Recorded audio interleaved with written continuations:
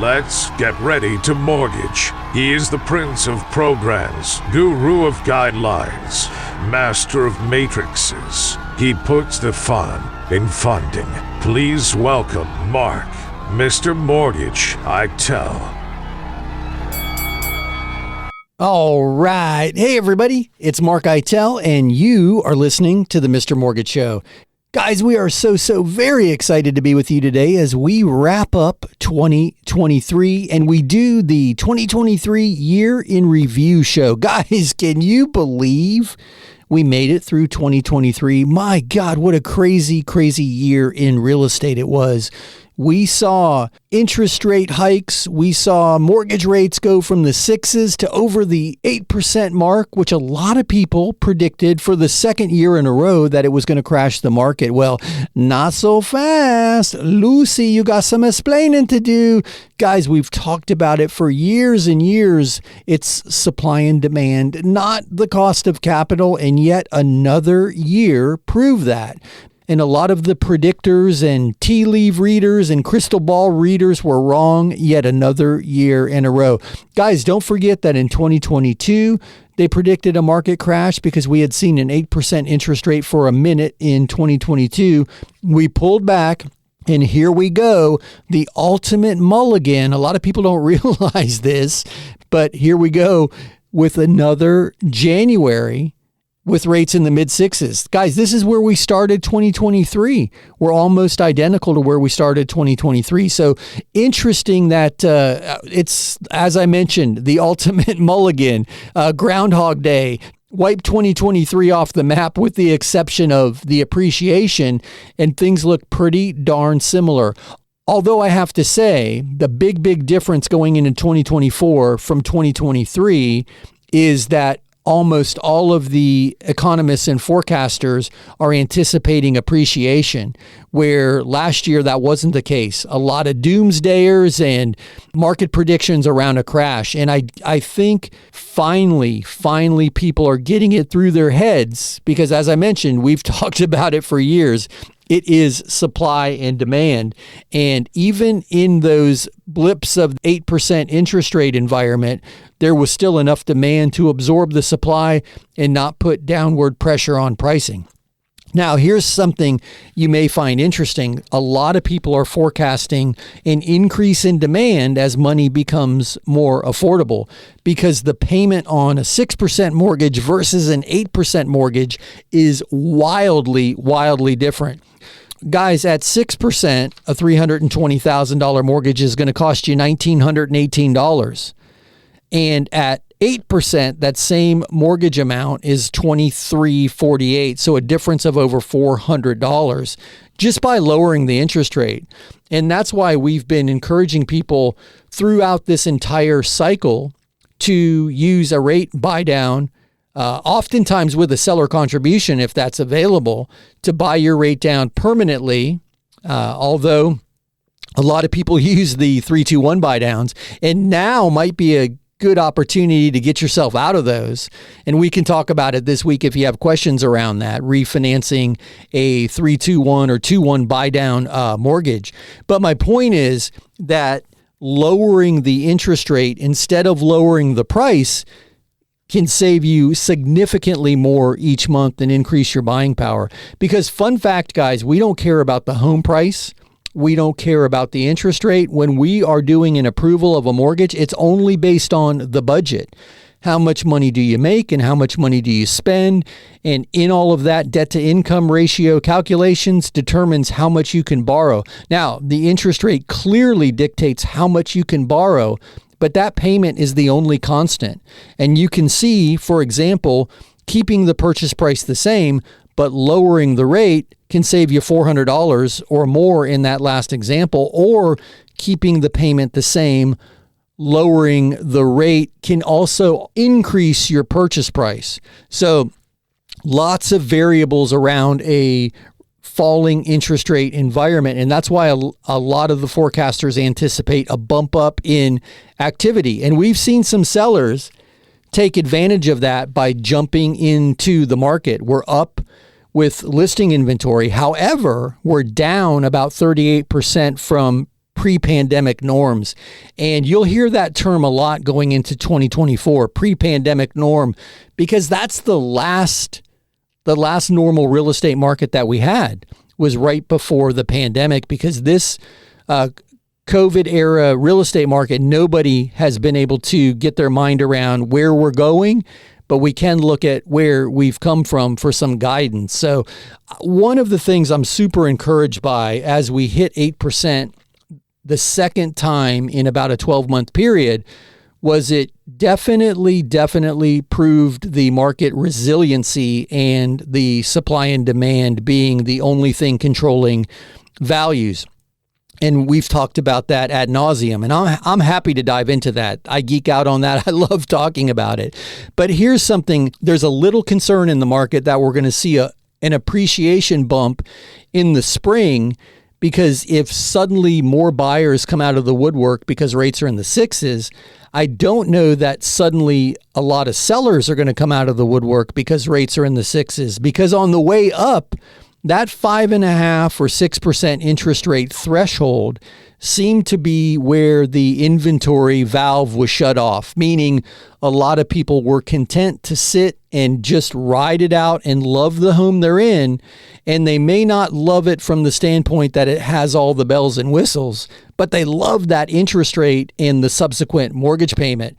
Well, if 6% became the point that it was no longer attractive to sell on the way up, I don't know that 6% suddenly is going to be attractive on the way down. So that's where my mind goes around that. We're going to watch the supply and demand teeter-totter and just see where we are. And guys, it's easy to see where that's trending. You know, number of units on the market versus how many days before they go under contract. And you can compare those absorption rates to historical norms. So we're super excited to see what 2024 has in store. I don't think anybody would have predicted that we would start 2024 darn near the same way we started 2023 from an interest rate standpoint. The big difference being that most of the predictors of the future, that could be a comic book or a Marvel movie series, the predictors of the future, because they've been wrong so many times in the last few years.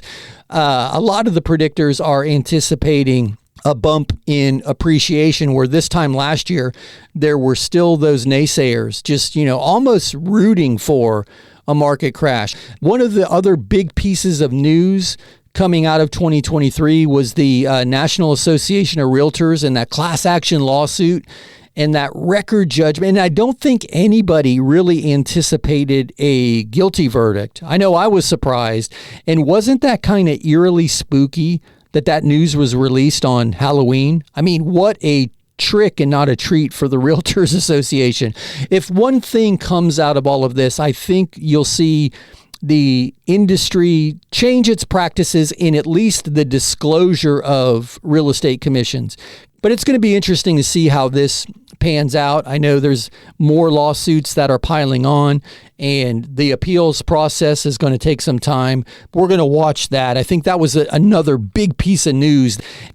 But guys, that's where we've been. I'm not sure we know where we're going. Hold on, buckle up. It could be another wild ride. The good news is real estate is resilient. Interest rates are in the sixes, and I think there's a lot of opportunity, whether you're a buyer and seller. And yes, it's still expensive, and yes, it's frustrating.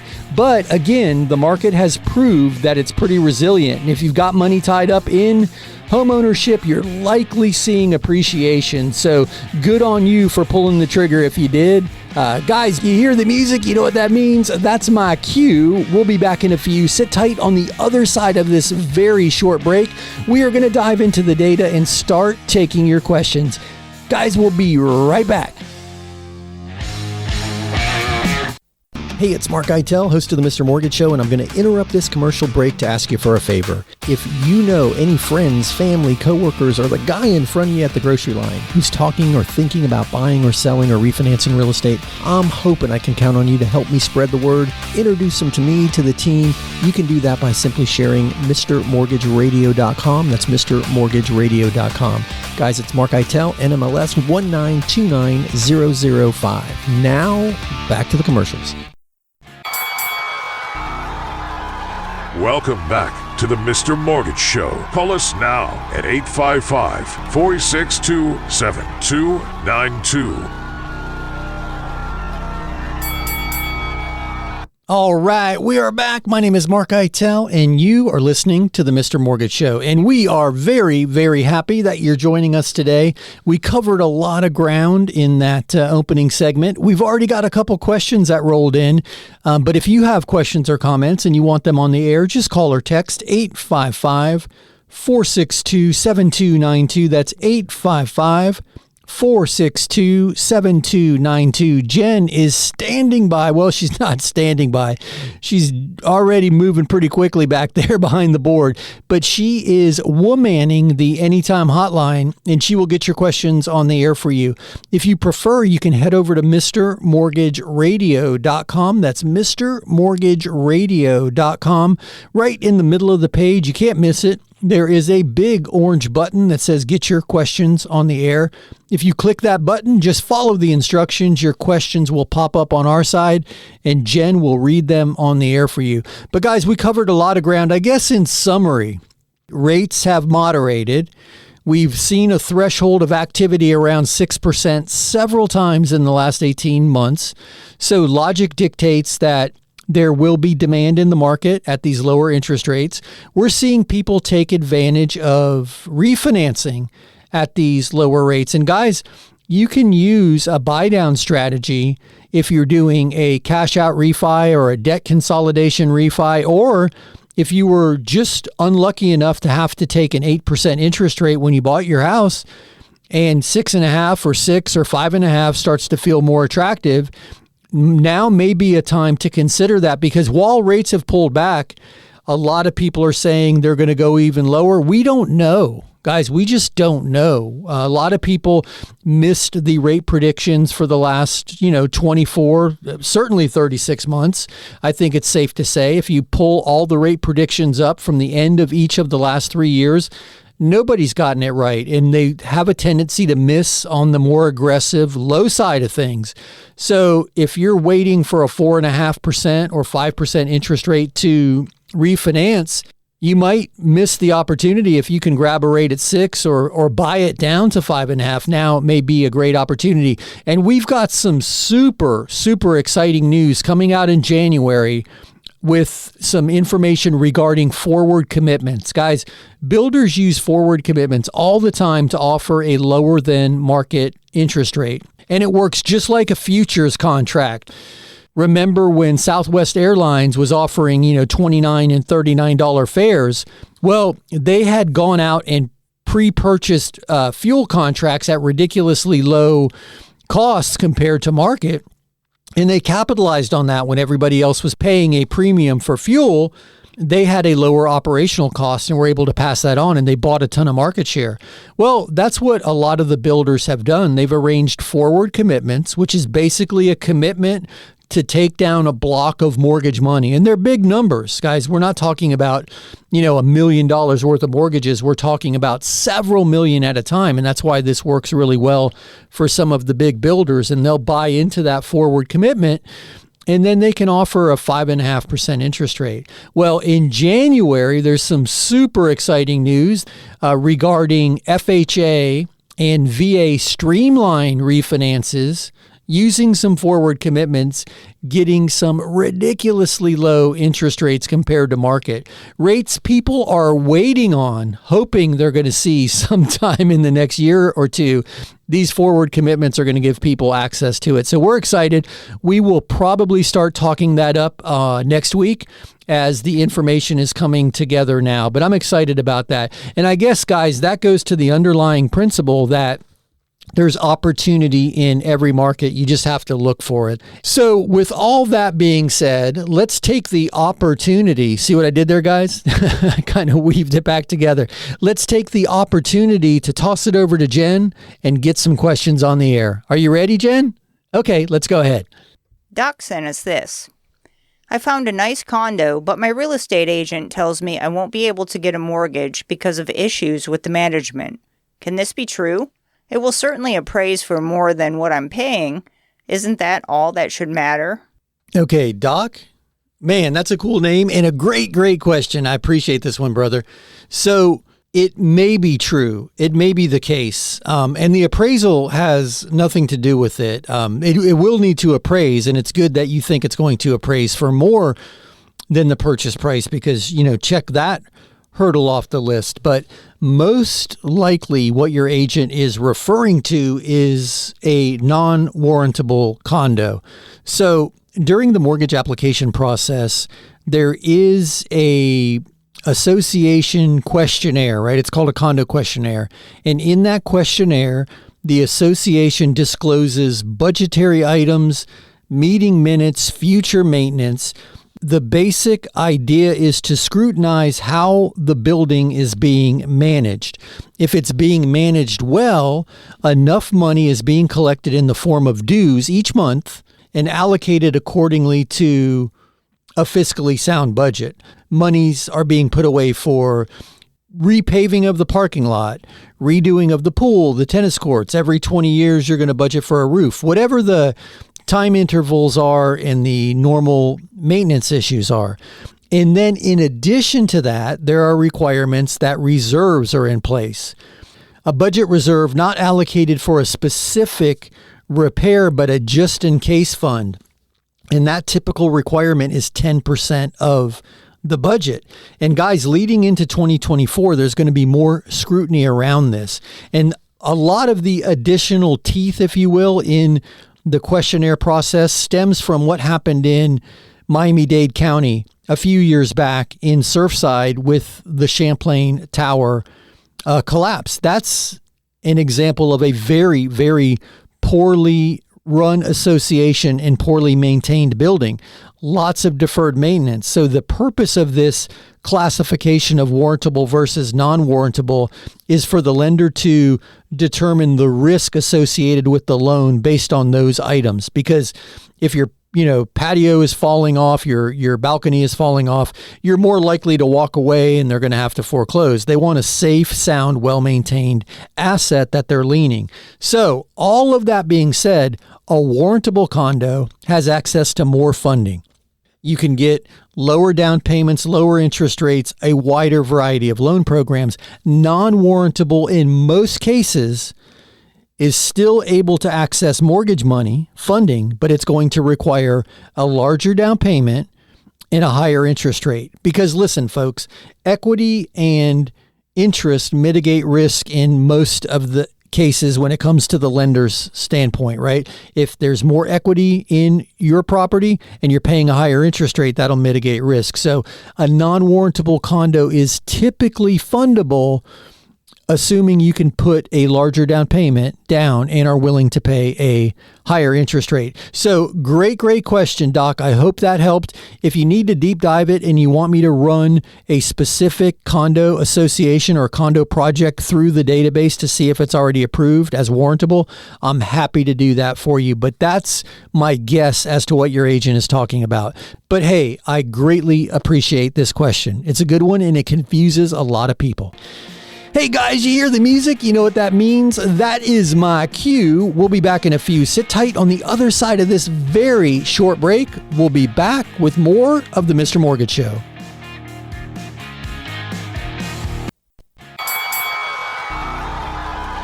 Welcome back to the Mr. Mortgage Show. Call us now at 855-462-7292. All right, we are back. My name is Mark Eitel, and you are listening to the Mr. Mortgage Show. And you heard the man. If you have questions or comments, just call or text 855-462-7292. That's 855-462-7292. That is the Anytime Hotline.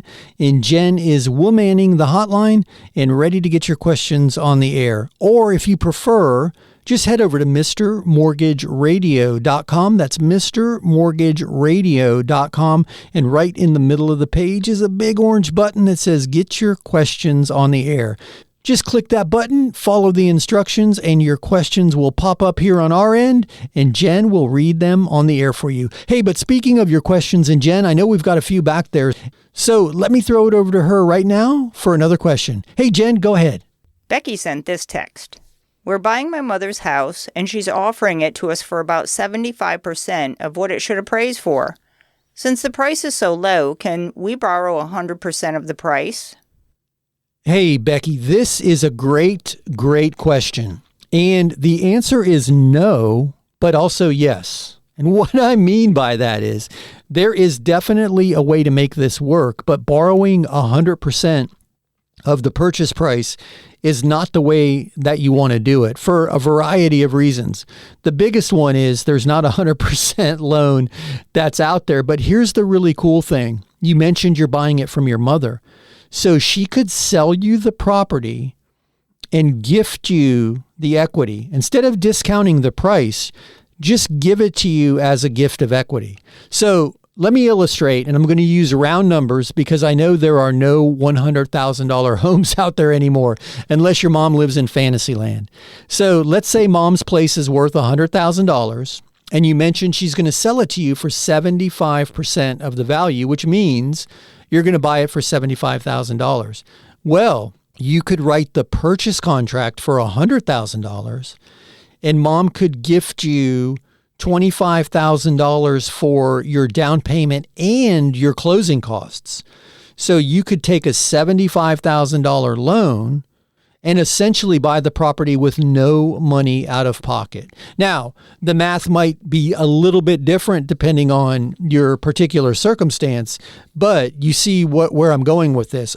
A gift of equity is the easy way to accomplish what you're trying to here by essentially borrowing 100% of the purchase price. Assuming the property is going to appraise for 100 and mom will take 75, the gift of equity strategy will work. You're borrowing 80% or less, so you don't have to carry mortgage insurance.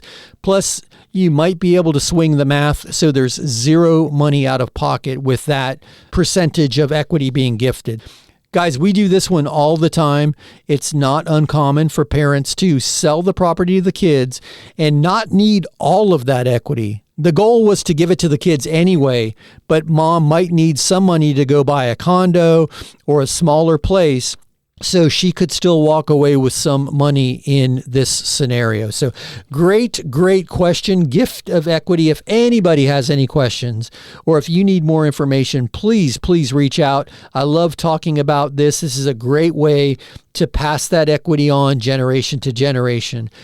So I appreciate the question. Hey, Jen, throw me another. This one doesn't have a name. My landlord just sold my house, and the new landlord wants to evict me on paper in exchange for putting the electric in his name and paying the bill. He says this will make his taxes lower. I know this can't be legal. What do you think he's up to?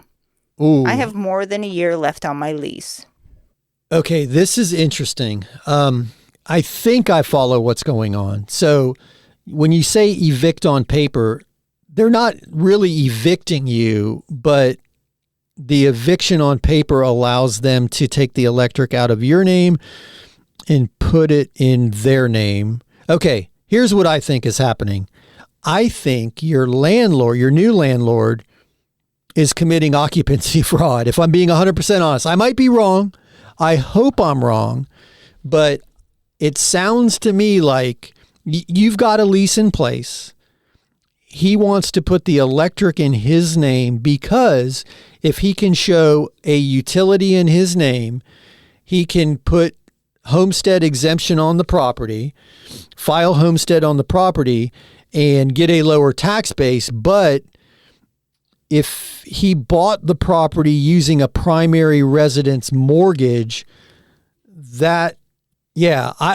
this one's interesting. I would love to talk to you off the air about this just to get a little more information. But my gut reaction is occupancy fraud, meaning he wants to put the homestead on the property to lower the taxes and then cap the tax increase each year based on whichever state you're in, the maximum allowable increase for a homesteaded property. And in order to file, for example, in Florida, where we're based out of, where we're headquartered, you have to produce a utility bill and your closing paperwork dated prior to December 31st to show that you own and now occupy that property as owner occupied. That's where my gut goes with this. I might be wrong. I hope I'm wrong. But guys, occupancy fraud is a real thing. And a lot of people scoff at it like it's not a big deal. Well, hey, it's a Class C felony. I mean, it can cost you up to $5 million and I believe 10 years in prison. I'll have to look that up. But occupancy fraud primarily in the past was around this scenario. Buying a property, saying it's going to be my primary residence and never intending on living in it, just renting it out. And I'm doing that so that I can get a lower down payment and a lower interest rate. That's occupancy fraud. And historically, that was the primary type of occupancy fraud. Well, with the advent of the DSCR loans, the landlord loan, which requires no income documentation from the borrower, you're just using the projected income for a rental property. A lot of people tried to use the landlord loan as a no income verification loan, buy a property, sign the affidavit in the closing documents that this is going to be a rental property, and then move into it as your primary. Well, guys, that's also occupancy fraud. I would certainly not allow them to evict you on paper. I would certainly not take any of the utilities out of your name because you don't want to be a party to this. And you certainly don't want to put yourself in a position where there's an eviction on your record because that affects your credit. That affects the likelihood of you being able to rent in the future. So this one I would stay way away from. You might want to even consult an attorney. And if you're renting a property that has been sold to another landlord, to another investor, there should have been an estoppel letter at closing. You would have had to sign it. And that estoppel letter spells out everything: your lease term, your monthly rent, who you were paying your rent to. They attest that you're in good standing. You attest that there are no issues on the landlord side. Nothing changes. Your lease doesn't change. Your rent amount doesn't change. The deposit changes hands from landlord to landlord, but it's still yours. So that estoppel letter should have spelled all of that out at closing, and that protects you as well as the tenant. So this one definitely smells fishy. I would stay way away from it. And if you want to have a deep discussion off the air about it, just call me. I'll be happy to help any way I can. And who knows, maybe I can refer you to an attorney who you can at least have in your back pocket just in case this gets weird. But thanks so much for the question. But hey guys, you hear the music, you know what that means? That is my cue. We'll be back in a few. Sit tight on the other side of this very short break. We'll be back with more of the Mr. Mortgage Show.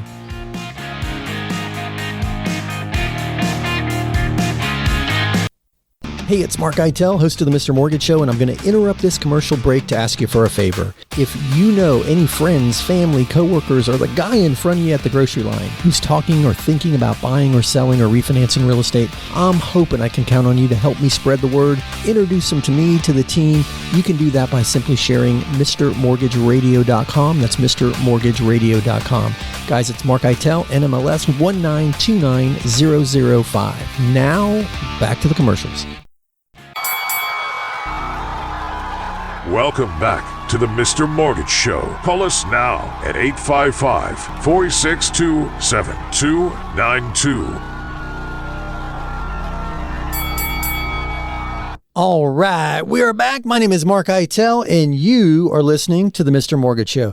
If you have questions or comments, just call or text 855-462-7292. That's 855-462-7292. That is the Anytime Hotline, and Jen is womaning the hotline, and she'll get your questions on the air. Or you could head over to MrMortgageRadio.com. That's MrMortgageRadio.com. You can't miss that big orange button in the middle of the screen that says get your questions on the air.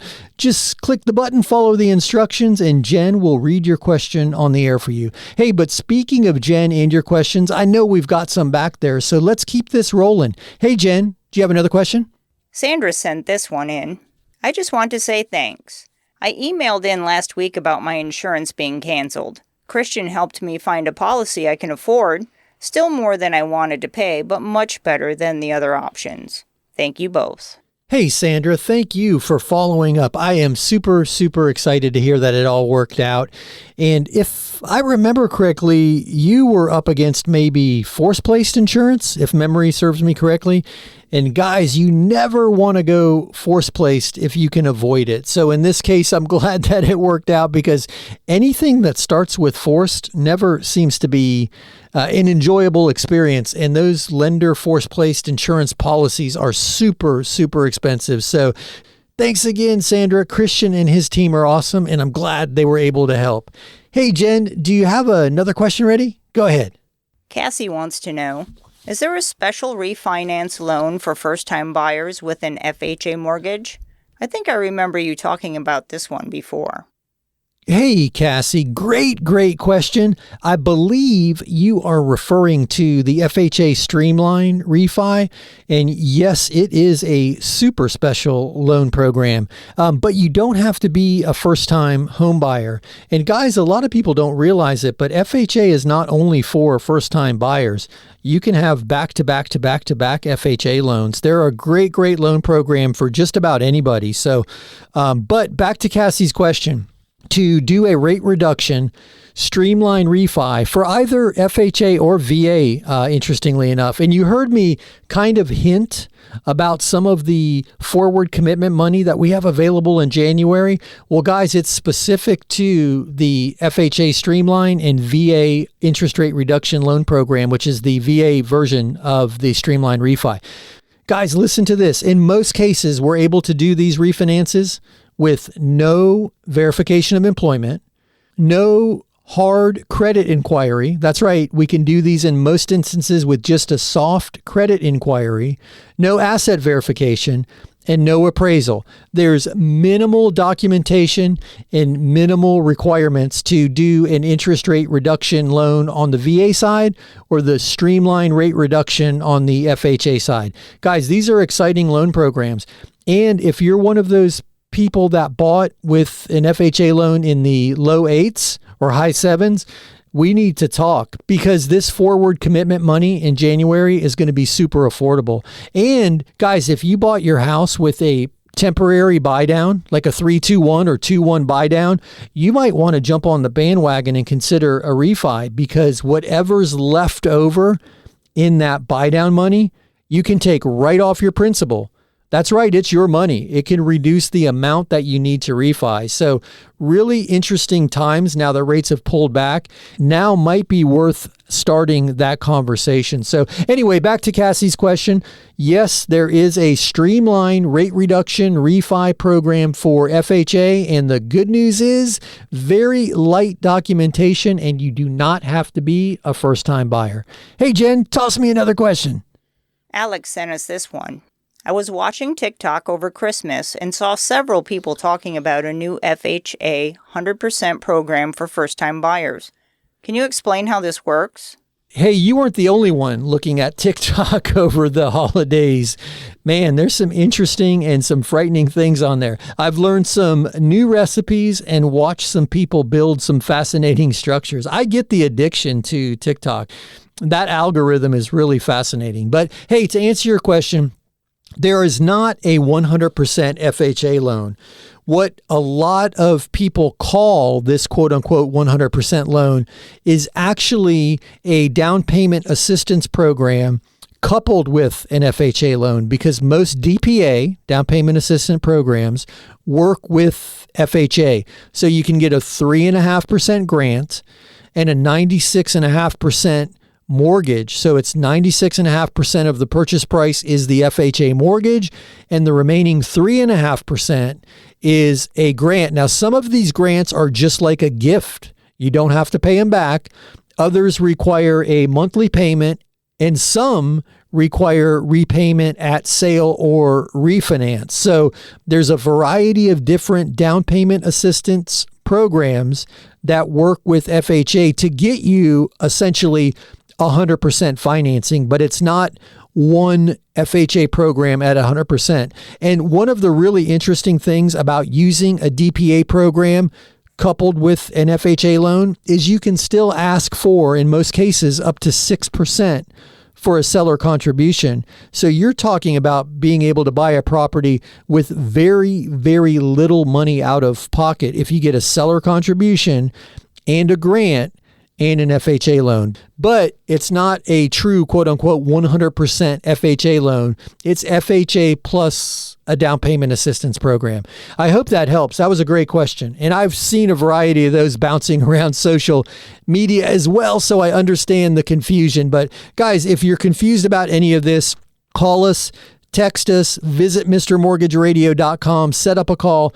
I'll jump on the phone with you and help any way that I can. Hey, Jen, let's get another question in if we can. Go ahead. This one is from Karen. How quickly from start to finish does a normal mortgage take? We found a house and the seller says if we can close in 2 weeks, they'll take our offer. Is there any way this can happen? Hey, Karen, this is a great question. Now, you're certainly not talking about a normal timeline because normally you're looking at about 30 days. But to answer your question, this can happen in 14 or 15 days, but it's really going to be on you.